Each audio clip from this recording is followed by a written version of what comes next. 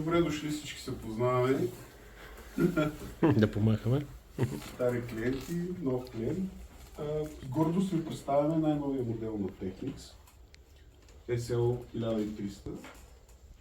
Това сме да кажа, че в момента на пазара е най-технологично новия Direct Drive грамофон.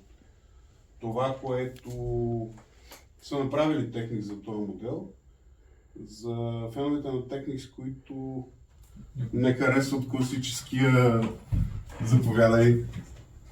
Приятно ми е. Сядай.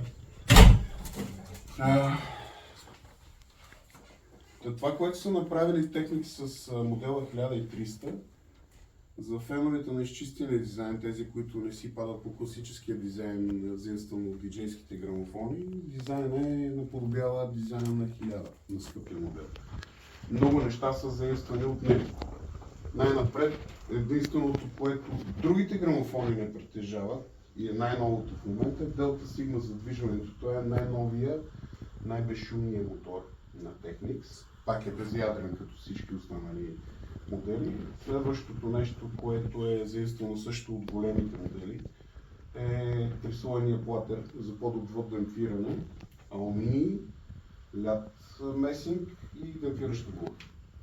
Преминавайки вибрациите през трите различни слоя с различна скорост, те се самодемпфират и убиват вибрациите.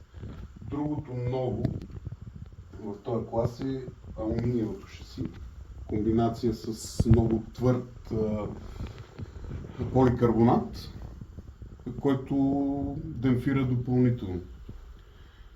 Антивибрационните крачета. Другото, което е реалното, е от много твърд алуминий. И ново поколение импулсно захранване, което подпомага за намаляване на вибрациите. Честотата е изместена над 100 Hz, което позволява да няма шумове и другото, което има в него, процесора активно противодейства на шумовете, като открие шумове, пуска ток с обратен поляритет и ги елиминира. Грамофона е изключително изчистен.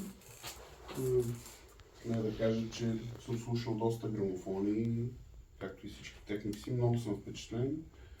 Клиентската цена на грамофона е 6000 лева и за мен цената е много разумна за човек това, което получава като грамофон, ако е фен на Direct Drive.